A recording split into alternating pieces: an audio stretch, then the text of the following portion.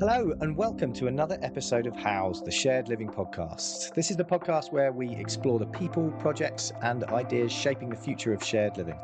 I'm Dan Smith from Verberflow AI and Resi Consultancy. I'm Deanie Lee from the Property Marketing Strategists. And I'm Sarah Canning from the Property Marketing Strategists. And you're in for a treat today as we dive into the world of co-living with a very special guest. As regular listeners know, co-living has been an ongoing theme. It's a fascination and maybe it sparks some confusion too. So today we'll be discussing what exactly is co-living, who's it for, where does it sit within the shared living sector, and what's the future for co-living in a challenging market? So to help us answer those questions, we are delighted to welcome Bart Sasim from Co-Living Ventures. Bart, thanks for joining us. Thanks for having me today. And so for anyone who hasn't come across Co-Living Ventures before, can you just tell us a little about what you do, how you found your way into the world of co-living as well? Absolutely. So Co-Living Ventures was founded as a co-living and shared living industry catalyst, and it developed into a venture builder and consolidation platform designed to professionalize, scale, and mature the global co-living and shared living sector.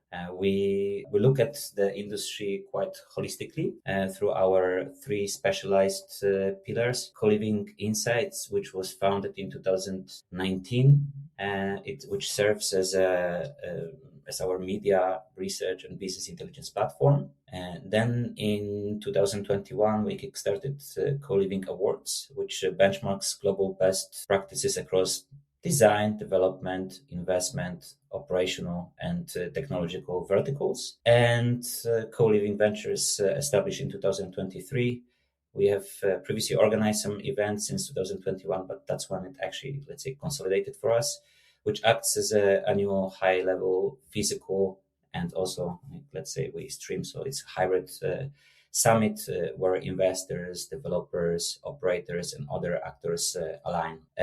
My entry into this space was driven by realization that the traditional residential and hospitality, in some way, real estate assets, asset classes, were completely disconnected from modern demographics, economics, and psychological realities, I would say.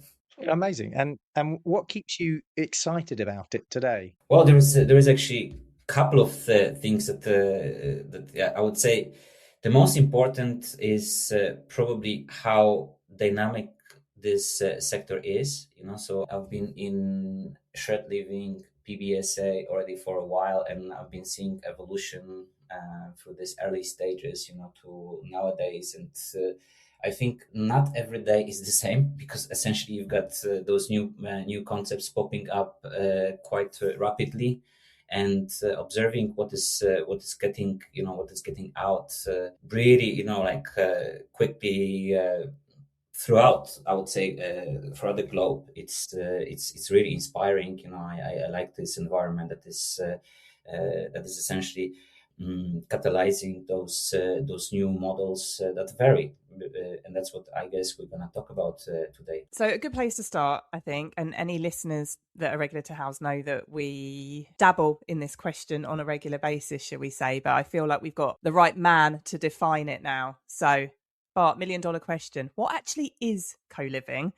Is there a definition that is kind of clear and relevant and spans the whole sector globally? Wow, yeah, globally we must define co-living as first, if we talk about professional sector, as a professionally managed residential real estate typology, but nowadays also more of a hybrid hospitality, I would say. So blend of mid and long stay, essentially combines self-sustained or optimized through clusters, private living units. So actually that's something that differs in those different markets. I mean, in UK it's a bit more studio-led, right? And here in Europe you've got also clusters. But actually, I would say co-living, let's separate co and living. So that I've got three co's for you. I would say comfort. So that's something that defines modern living product with high quality shared amenities, and obviously self-sustained or clustered rooms that are well designed for the modern dweller. Convenience, so nobody wants to worry about the bills, it all needs to be inclusive. There needs to be some kind of nice hospitality treatment that actually defines this modern product, and community, intentional curated community that is programmed, in a way rather facilitated than managed. We can talk about it later, maybe, but so that the software of this type of real estate is probably something that is very important. I would say it distincts from multifamily or built to rent, as you call it in UK, because of its operational emphasis, which is placed on experience economy. I would say service integration, quite deep service integration, and friction-free living. So that once again goes back to this convenience. And it is not definitely not anymore an informal house or house slash flat share, depends what kind of scale, or HMO, house in multiple occupation, as you call it in UK. That's how it actually PBSA also started, right? You guys are very much active since early days of PBSA, so you know exactly that.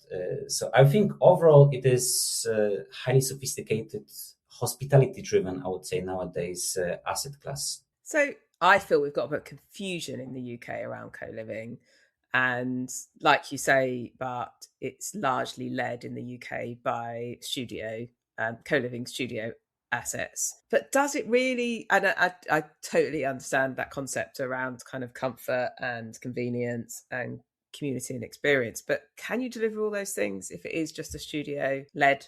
I think you can. I mean, in the end of the day, when you look at hospitality, right? In hospitality, you've got different type of hospitality concepts, also contained in similar size, and it also comes down to programming. How do they differentiate? So, whether it is like a hotel, or a hostel, it's okay. The product can be defined, differently for different type of offerings, but in the end of the day, the privacy, I think nowadays, it's quite important aspect. I mean, that's something that probably evolved over time, so when I was studying in UK in 2006, 2009, there wasn't much of a product in Brighton behind this PBSA nomenclature. There was probably 1, 2 buildings, dormitories, and everything else was HMO. I guess the demand for modern type of product where people can really disconnect when they want to. So the privacy is quite important aspect, and people still do then connect to community in other way. And I think that's what makes the difference: the programming, the usage of the communal areas. And I guess if you analyze it from the perspective of what I already mentioned previously, the BTR multifamily, let's say, type of setup. Obviously, in BTR you also have great facilities and amenities, but it does come to in a bit more intentional community creation. The software is different. The product might be sometimes similar. Depends obviously on the size of those self-contained units. But I would say nowadays the renters in majority of countries wouldn't go for the trade-off on sharing a bathroom with a stranger from mid to, let's say, high tier product. And that's why those units are self-contained, at least with the bathroom. They would likely, probably with these clusters that we have here on continental Europe, they would share a living room and other areas, kitchen. That's something that actually makes it more communal. And this self-contained studios, they can still function in this co-living setup, as some of the co-living schemes prove in UK. I think so, quite successfully. I love the way you've just put that in terms of simplifying what co-living is with the 3 co's of comfort, convenience, and community there. I think confusion is the not necessarily the fourth one, but it's always been the one that I think we've struggled with in the UK, in part due to, I think, the fact that, and actually no, I'll reframe this slightly as a question. To what extent do you think that co-living is sort of seen as this hybrid where it's all things to all people, as it were? And by that I mean it's young professionals. It can, potentially be older professionals, it's students as well. Do you feel like appealing to such a broad demographic means that it may sort of miss the mark for certain brands or assets, and as a class overall? I don't think so, because this is a little bit of a old school real estate approach, right? So like when I started my studies in 2006 in UK, actually in Brighton, I've been studying interior architecture, and there we've been actually learning how to not only adapt the buildings and let's say the adaptive reuse was not the only thing that was the primary goal of this, but actually the form that followed the function. So if you tap into this form functions and you then combine this with the end demographic, then we've got a very important question to ask. Who defines co-living, or who defines the need for specific living typology? Is it the investors, developers, operators? Is it us, the industry, who's making it easier to define and copy paste maybe the models that were already working in PBSA, or is it the end demographic, that essentially goes and lives there? And I think that was the structural change, from the real estate crisis, the global financial and real estate crisis in 2008, 2009. I have realized that the traditional real estate functions, and definitions already back then were broken. Like the assets were being valued strictly on passive square meters. That's one of the metrics that probably we would use, on like how to define co-living, and completely ignoring how the space were actually programmed, lived in, and experienced. And I think this experience economy in our generation, with this experience economy changing the way that people actually share their private space through like Airbnb, share their cars, sometimes running like a side gig through Uber or anything else with experience economy. That's something that shifted, I think, the perception of what we can achieve as consumers, and getting this new generation of PBSA, like let's say dwellers, the students that come into PBSA, we actually trained, the new customer that is going to ask for similar or even higher quality, of those services that can or should be delivered, on the next asset life cycle milestone, right? Like life cycle milestone. I mean, in the end of the day, it is about the demand. And what I think is very important to stipulate here is that those misconceptions, they appear majority of times because it's not easy to define what should be the one fits all definition. And we've got different definitions, like if you actually think about this, like living versus co-living, what is the difference is the cause that we already defined.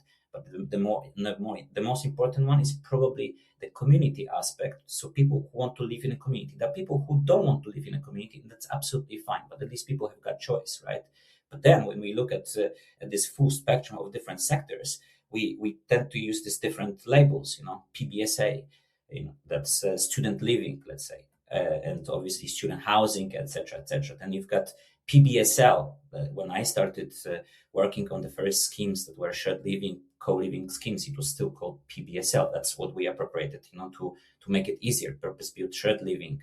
In the end of the day, it was about technically using the blueprint from PBSA and trying to apply it to other demographic of young professionals and professionals. Our first project with spatial experience, my other company, was essentially in Berlin in 2016, 17. We've been defining back then, purpose-built shared living scheme that was with the same principle of a modern product as PBSA, but then was for completely other demographic. So to your question, I think we can actually develop co-living products for different demographics. And I just came back from Senior Housing and Healthcare Summit in Brussels. It was last week, and I have learned that even the senior housing and healthcare environment is starting to understand better of what is what are these different products, and when we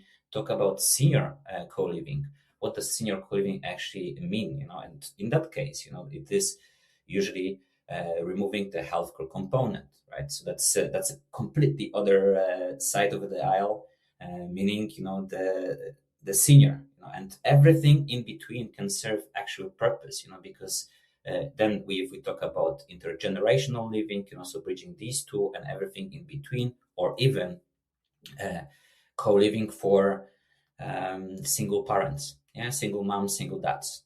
Something can happen, but you still need the support net, the support net, the network that supports you, and then you still need the product that essentially is going to help you sustain the lifestyle while working, and actually overviewing your child or children, and there are co-living communities for gamers. These are like gamers and LGBTQ. There is so many different variations, and why would we only focus on one demographic, trying to make it easier for ourselves if diversity is actually what makes our life probably the most beautiful, right? And the same applies for co-living, I would say. So I guess co-living is the answer for loneliness epidemic. That's one thing, but also for this strive for convenience. We live in a really fast world where we are being bombarded with information constantly, and having these private units where you can actually retrieve from this information, and on the other side, when you need this community, go back to the common areas and actually enjoy the presence of different individuals and mingle with them. I think that's something that makes it beautiful. And coming back to the question, what makes me excited is actually this, solving those problems through co-living for different demographics. That's exactly why I'm doing this. So you mentioned 2017 back then. Yeah, I think you said you're in Berlin at that time, and now what has changed in the co-living industry since that time until now? Well, I think that a lot has changed, So there has been there has been evolution from early days of co-living were actually the days uh, when we still had a lot of this co-living 1.0, as I call it, the first generation of co-living, and we had a lot of this HMOs and flat, I call it flat share co-living. House share co-living is just a bigger scale, but then people actually were adopting existing product, existing flats. That's how Habit started, with projects back then, also in Berlin, essentially splitting the flat into different units and then creating these small areas to share. And then people started to take bigger buildings, and converting those, So then this started to be a second generation of, let's say, retrofitting existing real estate and adapting this for the use, of this modern demographic that actually needed something different when going to the city and living a completely different lifestyle that would live where they come from, right? But I think if you'd ask me, because probably your question goes into like investor attitude, and and probably like some operational aspects, and residents. So let me break it down into those three. So I think the capital markets, have transitioned from treating co-living as speculative. I think that's something that we've seen before Corona pandemic, before it broke. That there were a lot of questions popping up. Is this going to work? Is this not going to work? Is this something that will last? Is co-living here to stay? And we started to understand that co-living is here to stay only during pandemic, right? When people were actually contained in these buildings, not being able to actually live in their city neighborhood and being essentially for each other back then. And that's something that's probably actually accelerated co-living. So this moving from this speculation whether this is going to work, and then moving into more like a niche alternative asset class with maybe at that time still unproven exit strategies, into valuing, highly resilient, what I mentioned about this whole Corona case, core grade product, because it started to develop into this. And back then we still didn't have that many transactions. We are starting to have those transactions now. When Goldman Sachs moves into co-living, then we should ask ourselves, is this institutional already, or do we need more of exits, M&As, and overall activity? Well, that's something that probably will evolve in the next couple of years. Like with everything, you've been present in PBSA, you've been experiencing this, you've been seeing this, you've been thriving in this, I would say, guys. So I think we will experience something similar for co-living. When it comes to operational maturity, so the one, once again, like living this in this small environment, the user could treat it as not with so much demand. So those early stage startups, co-living startups, were not as professional. And I think over years, the startups that were relying on this like master leases, and localized, fragmented software, or sometimes actually they were doing this by hand, right? Has been replaced by a bit more capitalized, scalable platforms, and that's something that we are starting to see professionalization in co-living. I would say the last 3-4 years, we've been seeing this accelerating throughout the whole globe, essentially. But I think what is very important to mention also is probably that operators now deploy a bit more structured management agreements, and those are like the second, third generation, mirroring a little bit more hospitality sector, I would say. It's this kind of label, and more advanced PropTech stack, optimizing the operational NOI, net operating income, the yield management, and community LTV overall, I would say. So that's something that moves forward.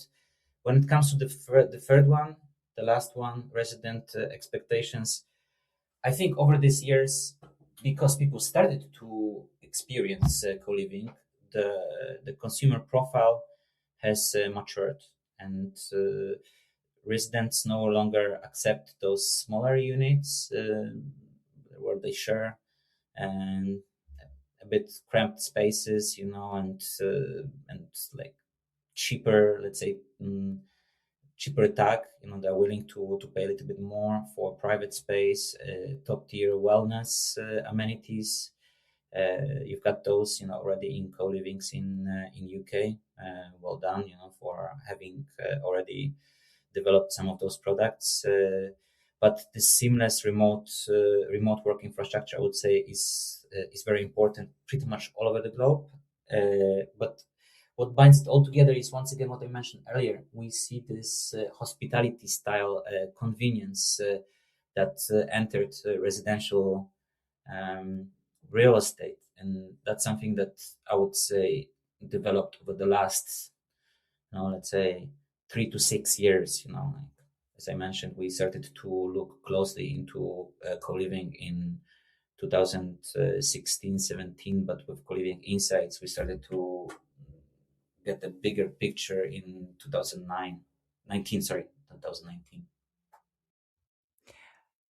But I just want to pick up on something that you said. Just kind of everything you've said sounds, I guess, quite premium, if I'm honest, about co-living. To curate a community, to provide the facilities, the management, the quality that you're talking about, and that's clearly something that's really evolved over the last kind of decade, really. Like you said, the units are getting bigger, it's getting more professional. Do you think one of the misconceptions of co-living is that it's an affordable or a cheap option for young professionals and graduates to live in?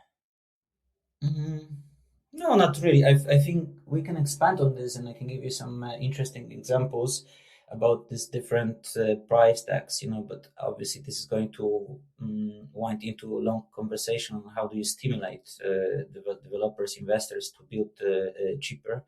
But the misconception about the lingering myth, that is that the co-living requires to sacrifice the privacy in the beginning, or like sacrifice trade off the size, with this densification of units um, for let's say higher price that comes with this amenities, or sometimes over amenitized buildings. And I think the biggest probably game we're gonna play right now is going to be the hardware versus software. I think this is the trap that we are currently facing. Many real estate developers, excuse me, mistaken believe that the community essentially is a physical the physical amenity you can simply buy off an architectural spec sheets mm, splash on a community, and everything is going to be okay. So like whatever you're going to create, people are going to use. I don't think this is something that functions nowadays. So a lot of this modern 3.0 co-livings are actually already evaluating how the space is being used in their previous generation buildings, right? So these are the most more experienced one, and that's when they try to balance, of what needs to be really added, what doesn't need to be added. When I said this wellness or cinema, that's let's say one type of a product. They need to have this premium product, but you can also strip down the hardware, make some spaces multifunctional, and just program them differently, right? So then you've got a little bit more agile spatial arrangement, and that's something that I guess still can provide great price to value, can actually take some of the operational cost off and empower community. Why? And I think this is very important. The top down doesn't work anymore. Yeah, like that's something that I think you guys know from the PBSA. Nowadays, I think the facilitation of community and providing the software also through software, actually through prop tech, through fintech, through technology, providing the software components. So how do you operate actual bricks and mortar is very important. Also for I would say optimization of the price, and in the end of the day, with all of these different costs rising, nowadays with this two wars that we just suddenly experienced the rising costs, and you've done a number of pieces and podcasts about this. I don't want to talk too much about that, but the end customer needs to be able to afford various type of products. So I think it's very important to right now go into affordable. We've been working with through special experience from my other company that does consultancy and creative. It's a consultancy creative studio. We've done recently project with a Dutch developer, Wieboud, and they developed 1828. They developed these schemes in a kind of a PPP formula, right? And what happens there? And that's something that maybe I can go from this, let's say, a bit premium to affordable, and I can paint a picture for you of how this developer played his game. Essentially, in order to make the product affordable, he partners up with municipalities who have got piece of land, that can be adopted to residential use, essentially. And in Netherlands, we've got something called huurtoeslag, which means basically like a subsidy for young professionals. If they do not earn specific amount, they can get a subsidy. The main requirement there is that you need to have a separate door. So you need to have a separate unit. Now we come back to this self-sustained units, and that you need to meet specific requirements in this point system. I don't want to go too much into the point system right now. You probably know how it works in PBSA, but essentially, what does this allow to do? Just to finish this up, it allows to knock down the price from medium rent into social rent. So young people are starting with rents on the level of 700 to 800 euros.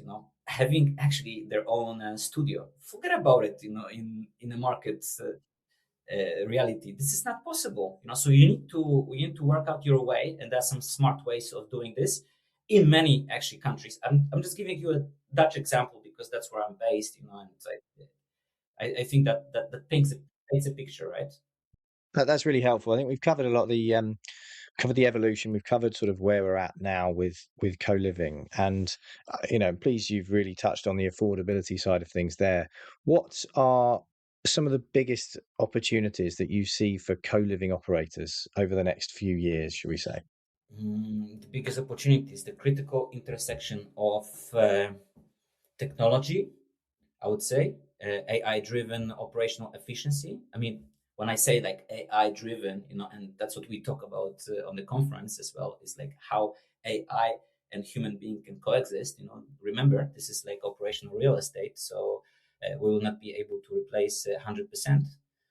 But the AI-driven operational efficiency and probably human authenticity, because that's what will define, this or that brand. And the industry is currently hyper focused on the prop tech from the perspective of automating building BMSs, building management systems, smart locks, and starting to adopt AI for utility billing, but the real under discussed opportunity is using AI to automate all the boring stuff, right? And that's what actually will allow this, friction filled back office logistics, call it invoicing, maintaining tickets, contract renewals, client acquisition, some parts of the communication, but I'm not removing here like the communication on the human side is very, very important, so that we can reinvest those typical costs into front of house, the human software, which is very, very important. I think that's something that we in real estate will experience on a positive note, the AI, right? Because it will not cut the cool jobs. You need to, in hospitality, a majority of people burnt out from this, from what I have been studying, mainly because of this boring stuff, and they love to have this human to human interaction. That's what I think what keeps people in hospitality, and that's something that we need to create also in residential real estate and hybrid hospitality. So by liberating our community hosts from this like administrative debt, and making them focus face to face with authentic human interactions, working on mental well-being of the residents, because that's something that probably will play a big role in highly isolated world, where we all sprint and do our day to day, and don't have time to stop.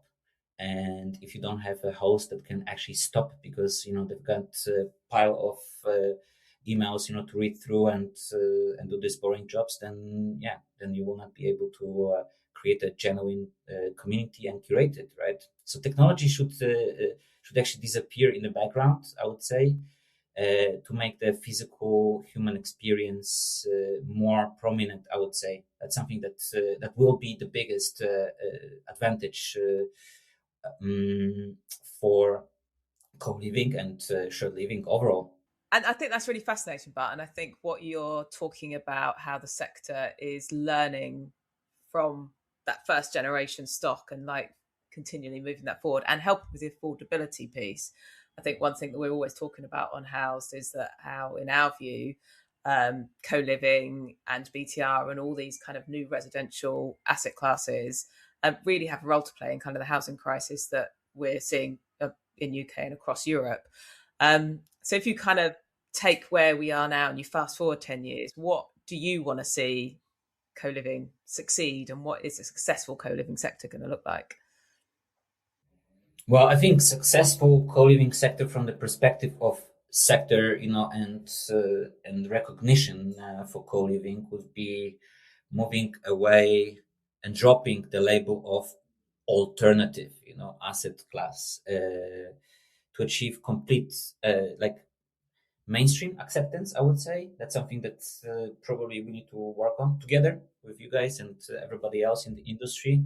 So as a mainstream pillar of urban social infrastructure, we also will talk about it on the conference. So co-living as a social infrastructure. I think successful co-living will no longer exist in only standalone isolated buildings.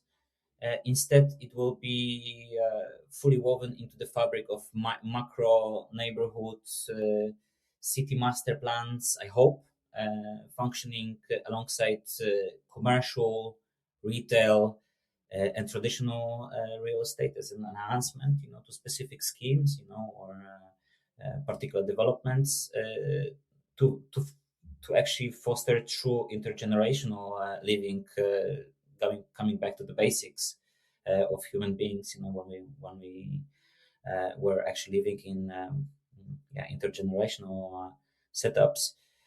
But deep environmental circularity, I think that's something that is going to be very important. I mean, we've been talking about heat waves before starting to record this, and that's something that we really need to look into.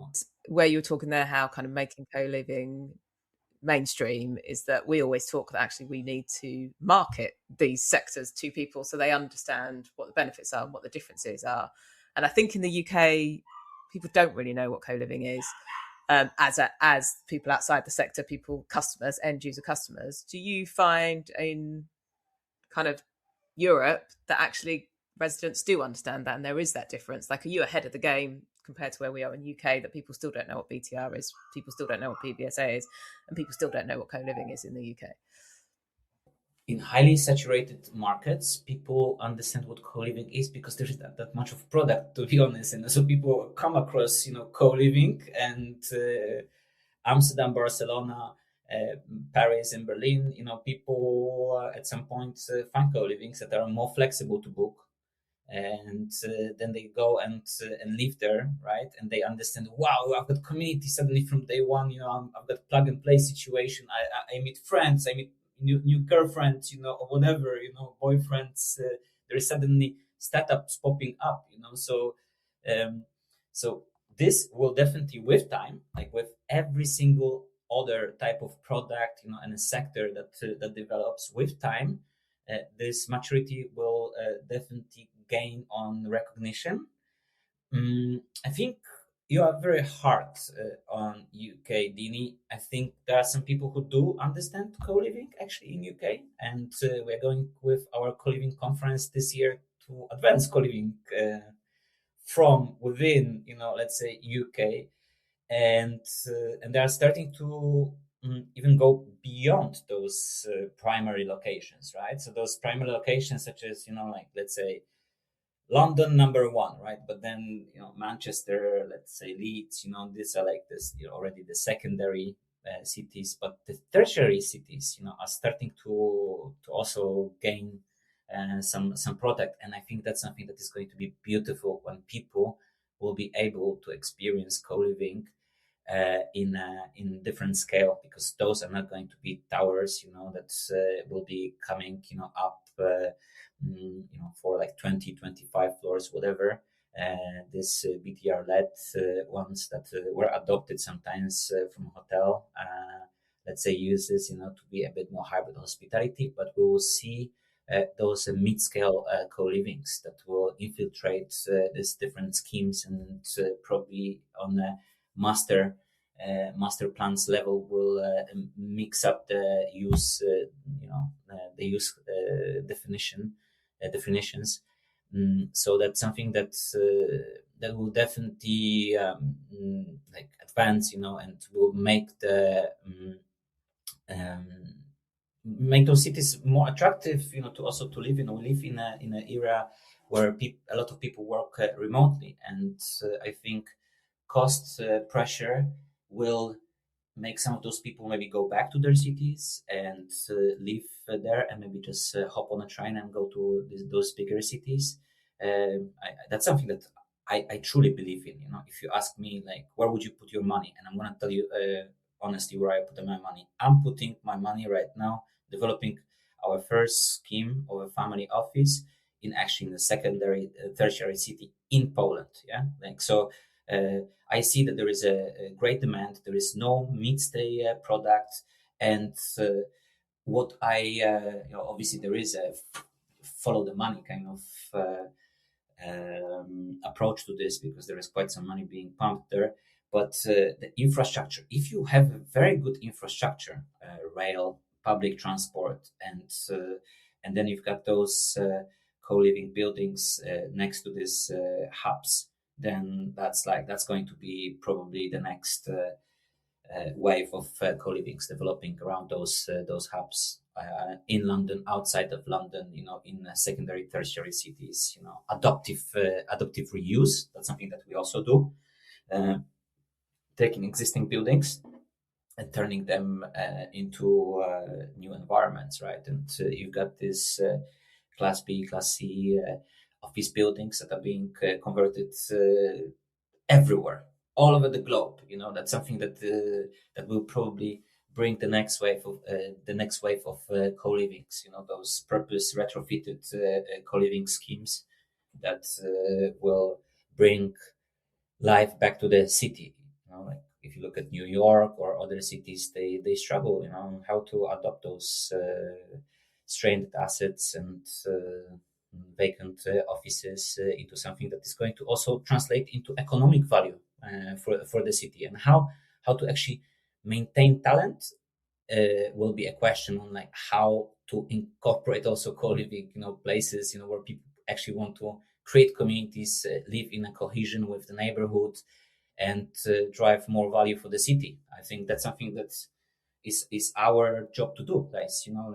As a sector, we need to come together and understand how can we convert those different policymakers, master planners, urbanists, decision makers, and let them understand that they should maybe take into consideration putting in their guidelines, master plans, specific, let's say, provision of community-driven schemes. It doesn't have to be only co-living; it can be also co-housing, like we've got here in Amsterdam. We've got in my neighborhood of the office right now.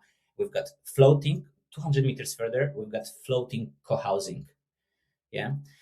200 meters, 300 meters there, you've got co-housing that is actually on the land, right? People come together, they develop their housing, they develop playgrounds, they chip in, they develop playgrounds for their kids, together. But not everybody can afford this. This co-housing is not affordable for everybody. And with time, we're going to have less and less and less. So then the next step is probably co-living.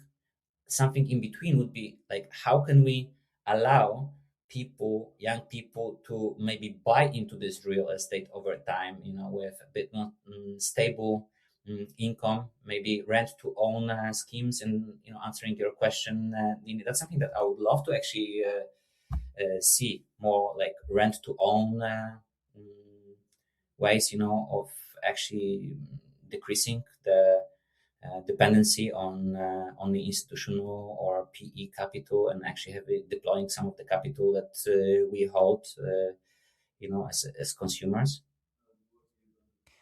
There's so much to be excited about, Bart. You've explored so much.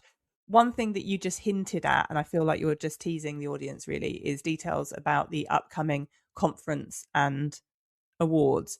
What does your conference and awards add to the very busy conference season? Why is it such an important part of the calendar?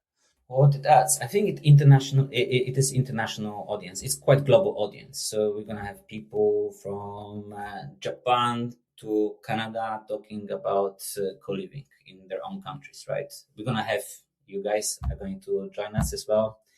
We'll have you actually. I think Dini will be leading the high-profile panel on day 2, from millennials through Gen Z to Gen Alpha, generational shifts, and future of co-living.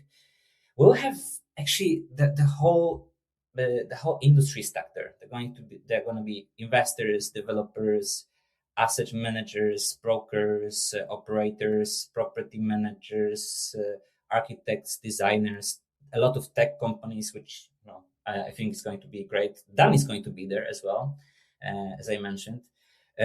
It's at this moment premier global gathering, of the entire shared living value chain that converges,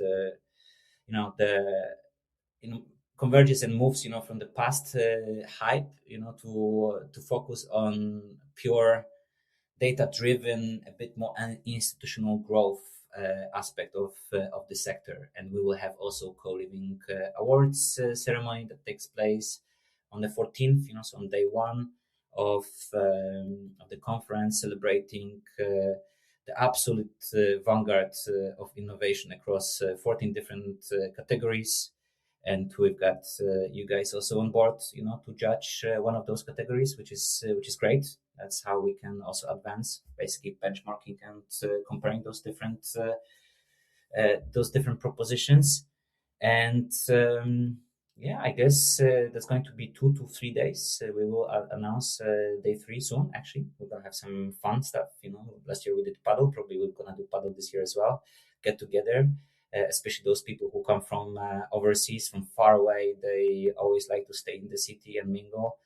I think it's going to be like some serious fun, serious because we need to be serious. We need to obviously do business, but we need to have fun, because in the end of the day, this event is an event that essentially brings people who create, so we created community, business to business community that creates communities, so those people are already ahead, and they already know how important it is to create the community. So you can skip this talk, what is co-living, because everybody knows, or like they're already thinking like how to develop the next generation of co-living, how to differentiate. But I think the beauty of this event, and that's something that I experienced myself, and you can read the testimonials, but I think what people find interesting in this is that there's a lot of knowledge sharing and openness and transparency. That's how we created this event to be. Well, we can't wait to have serious fun with. I was going to say exactly that.